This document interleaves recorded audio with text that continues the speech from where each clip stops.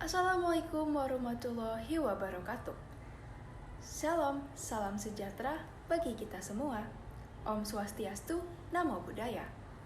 Para Dewan Juri yang terhormat, perkenalkan, saya Luisiania Sabella dari SMA KIPK Tomang. Dan suatu kebanggaan dan kehormatan tersendiri bagi saya untuk dapat mempresentasikan karya esai gagasan tertulis saya di hadapan para Dewan Juri. Izinkanlah saya untuk memaparkan gagasan saya yang berjudul Muda Peduli Pajak sebagai penggerak literasi pajak dan inovasi Digitex di era normal baru. Saya masih ingat apa kata guru pendidikan kewarganegaraan saya di sekolah, bahwa Indonesia, negara yang kita cintai ini beramanat untuk mengusahakan kesejahteraan rakyat. Hal tersebut juga sesuai dalam alinea keempat UUD 1945. Tepatnya pada makna bahwa pemerintah negara Republik Indonesia memajukan kesejahteraan umum dan mencerdaskan kehidupan bangsa. Dilanjut dengan UU Republik Indonesia nomor 28 tahun 2007 tentang perubahan ketiga atas UU nomor 6 tahun 1983 tentang ketentuan umum dan tata cara perpajakan yang pada intinya menyatakan bahwa pajak merupakan hal yang wajib dibayarkan oleh setiap wajib pajak untuk digunakan bagi keperluan negara dan demi kemakmuran rakyat. Lantas, dari mana negara dapat membiayai keperluan warganya itu seperti pembangunan dan pendidikan? Tentu, salah satunya yang paling krusial yaitu dari pajak, yang berasal dari wajib pajak. Siapa itu wajib pajak?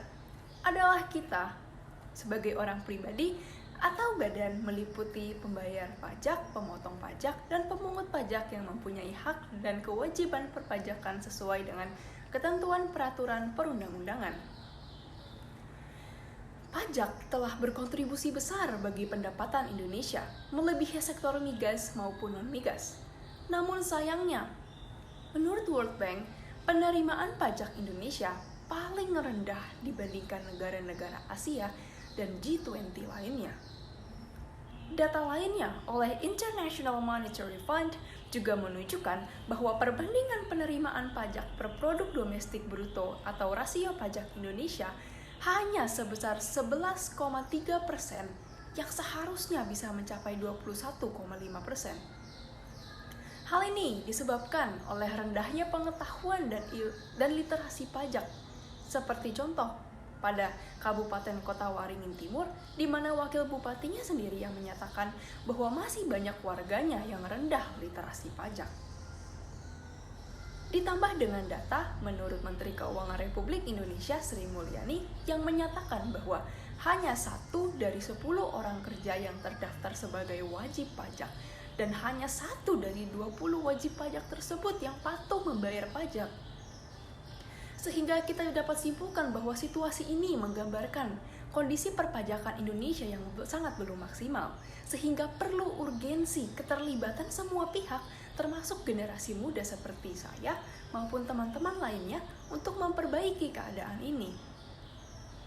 Saya juga yakin bahwa pemuda yang berjumlah total 64,5 juta atau sekitar 1/4 penduduk Indonesia dapat melakukan perubahan bersama-sama. Bagaimana caranya? Yaitu dengan memaksimalkan setiap potensi yang berada dalam diri kita, membentuk suatu organisasi bernama Muda Peduli Pajak yang berjalan sesuai dengan fungsi setiap divisinya masing-masing. Misalnya, anak muda dengan bakat mengajar dan kepedulian sosial dapat melakukan layanan masyarakat pendidikan literasi pajak secara langsung dengan mendatangi rumah-rumah, atau yang ahli dalam bidang informatika akan membantu optimalisasi aplikasi.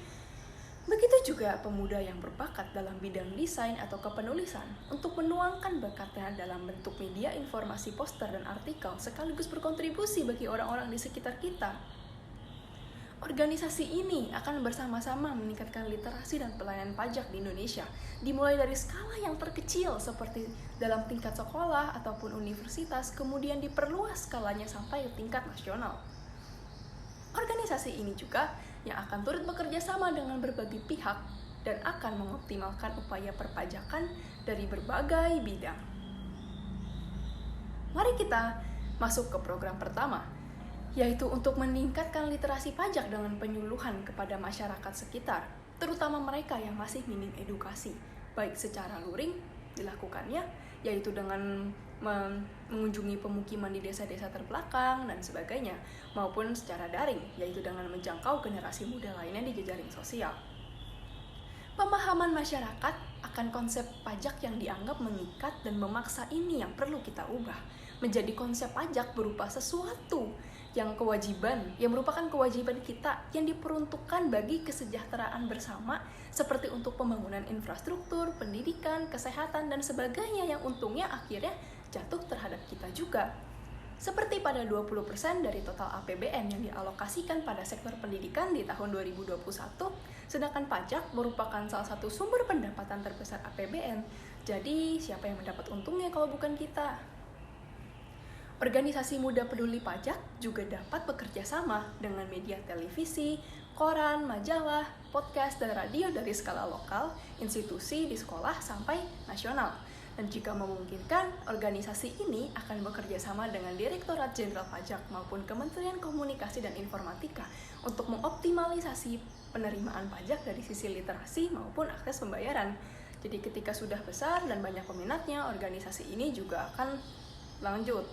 Dan ketika saat ini juga kita harus memanfaatkan media informasi digital seperti tokoh-tokoh berpengaruh di media sosial, YouTube, Instagram, maupun Twitter, karena Indonesia memiliki jumlah pengguna jejaring sosial yang cukup banyak, yaitu sekitar 200 juta, dan 62% penggunanya cenderung mempercayai apa yang dilihatnya di media sosial. Oleh sebab itu, kerjasama digital sangat menguntungkan bagi kita untuk mengedukasi mereka. Dan disinilah juga dapat difungsikan sebagai salah satu sistem pendanaan. Walau divisi keuangan akan melakukan kegiatan pencarian dana secara mandiri, namun kerjasama dengan pihak swasta maupun pemerintah ketika organisasi sudah bertambah besar juga perlu untuk menggalang sponsor. Dan dalam kolaborasi ini semua pihak akan diuntungkan. Pemerintah akan mendapat sumber daya manusia yang gemilang, dan hasil peningkatan pemasukan pajak juga, organisasi akan mencapai tujuannya. Masyarakat umum akan mendapat ilmu, pihak swasta akan memperoleh image yang baik dalam masyarakat karena membantu literasi pajak. Di era new normal ini, penting juga untuk kita mengakses jalannya kehidupan dengan teknologi digital, seperti dalam membayar pajak. Dan aplikasi pembayaran pajak memang sudah ada sebelumnya, namun seringkali masih tumpang tindih sehingga menyulitkan masyarakat dalam penggunaannya. Dan setiap jenis pajak seperti pajak kendaraan bermotor, pajak bumi bangunan, pajak penghasilan, dan sebagainya memiliki layanan aplikasi yang berbeda, sehingga seringkali menjadi tumpang tindih, karena kita harus download banyak aplikasi untuk melakukan setiap fungsinya, seperti fungsi pembayaran dan sebagainya. Dan alangkah lebih baik kalau misalnya semua aplikasi tersebut digabung menjadi satu aplikasi yang menaungi pendaftaran pajak dan sebagainya, yaitu aplikasi Digitax yang akan melayani pelaporan pajak, pengisian SPT, pembayaran pajak, serta pemerolehan faktur seluruh jenis pajak dalam satu aplikasi secara bersamaan yang dikelola oleh anggota di bidang informatika dalam organisasi bekerja sama dengan organisasi pemerintah juga yang telah disebutkan sebelumnya. Aplikasi ini juga akan dilengkapi dengan artikel dan poster yang edukatif kepada masyarakat, yang didesain oleh anggota muda peduli pajak yang bergerak di bidang kepenulisan dan seni desain. Dan selain itu, setiap desain tampilan pada aplikasi maupun surat tagihan dan peringatan pajak juga akan dibuat lebih komunikatif, menarik, dan mudah dimengerti. Dilengkapi dengan kontak admin juga di aplikasi untuk pertanyaan dan bantuan lebih lanjut bagi pengguna yang mungkin belum terbiasa dengan teknologi digital. Berikut ini tertera prototipe aplikasi Digitax dalam slides. Dan saya akan menggunakan kutipan dari Bung Karno ini untuk menyimpulkan dan mengakhiri upaya inovasi saya yang telah saya paparkan barusan. Beri aku 10 pemuda, niscaya akan kuguncangkan dunia. Dan dengan ini kita mengerti bahwa generasi muda dapat berkontribusi besar bagi bangsa, dimulai dari hal terkecil dengan tujuan yang jelas, yaitu seperti misalnya kegiatan pada muda peduli pajak yang secara tidak langsung turut bekerja untuk mengusahakan kemakmuran rakyat dari pendapatan dan penggunaan pajak yang optimal. Semoga presentasi ini dapat memberikan pengertian bagi kita semua, dan mohon maaf bila ada salah kata. Terima kasih. Wassalamualaikum warahmatullahi wabarakatuh.